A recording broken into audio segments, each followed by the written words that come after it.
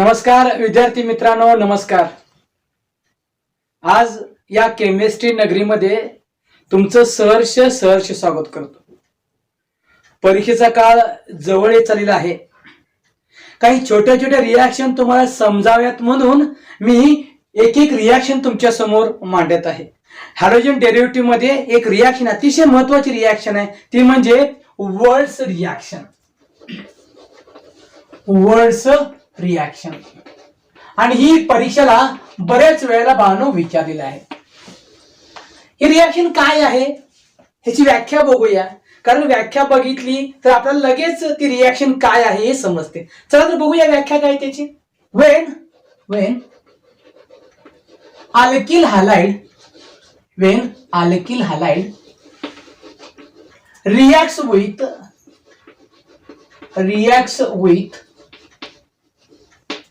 sodium metal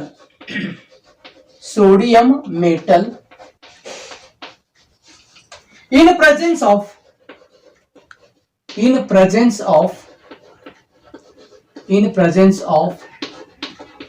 dry ether, it gives higher alkane.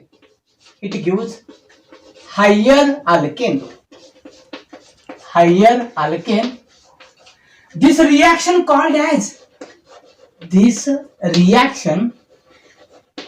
are called as Wurtz reaction. बाळांनो, reaction समजून घ्या, म्हणजे आपल्याला स्टेटमेंट पण लिहिता येतं आणि रिॲक्शन करता येते. काय सांगितलं बघा बाळांनो. वेन अल्किल हलाइड म्हणजे RX, सोडियम मेटल म्हणजेच Na, and it gives in presence of dry इथर. अतिशय महत्वाचं आहे, in presence of dry ether it gives higher alkane. मग जनरल रिॲक्शन बघूया, म्हणजे आपल्या लक्षात येईल ना. बघा general reaction. Wien RX reacts with sodium metal, it is alkyl halide. It is sodium metal, it is alkyl halide in presence of dry ether. What happened here? Removal of 2NaX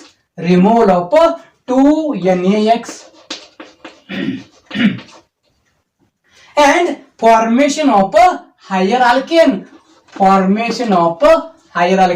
It is a higher alkane. काय म्हणलं? When it is alkyl halide. बघा Bano, alkyl halide हे दोन alkyl halide आहेत. Sodium metal बरोबर react झाले in presence of dry ether, it gives a higher alkane. General reaction तुमच्या समोर मांडले मी. आता आपण एक रिॲक्शन घेऊया ना. जिथं R आहे तिथे मी काय करतोय, मिथिल ग्रुप ठेवतोय. CH3Br, it is a methyl bromide.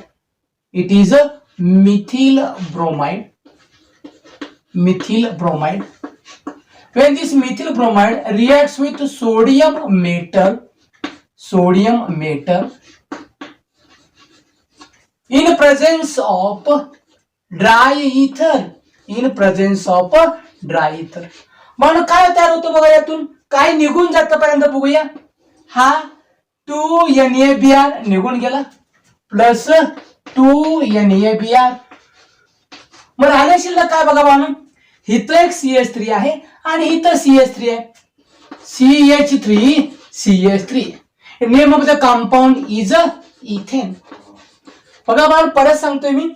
Wien methyl bromide reacts with sodium metal in presence of dry ether, it gives ethane. मग स्टेटमेंट पण लिहायला विसरायचं नाहीये.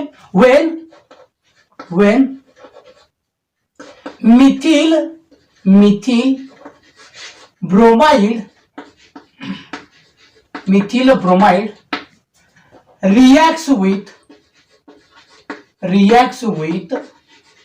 sodium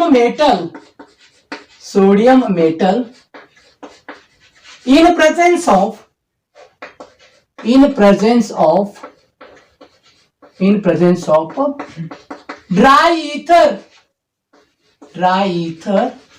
it gives ethane. आपल्याला समजून घ्यायचं असेल फक्त काय केलंय, when methyl bromide reacts with sodium metal in presence of dry ether, it gives ethane. Do you understand? Yes, you can better understand. मग बाळांनो, दोन डिफरंट अल्किल हलाइडची सोडियम मेटल बरोबर रिएक्शन कशी होते आपल्याला बघायचं आहे आणि त्यामधून आपल्याला डिफरंट अल्केन सुद्धा कसे मिळतात हे आपल्याला बघायचं आहे. बघा बाळांनो, CH3Br plus C2H5Br treated with sodium in presence of dry ether, that is ethyl methyl ether. It is a dry ether.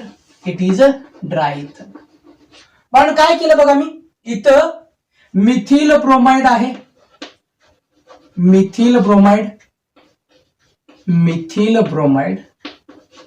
it is ethyl bromide.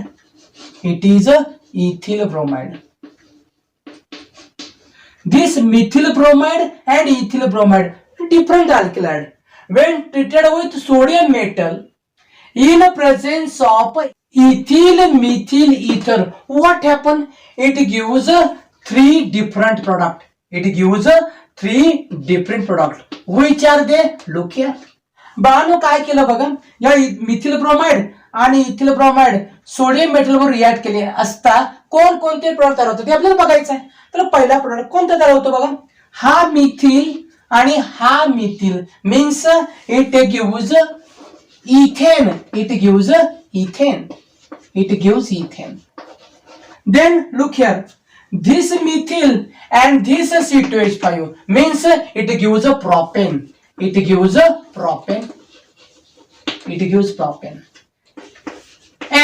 And this C2H5 and this C2H5 it gives a butane.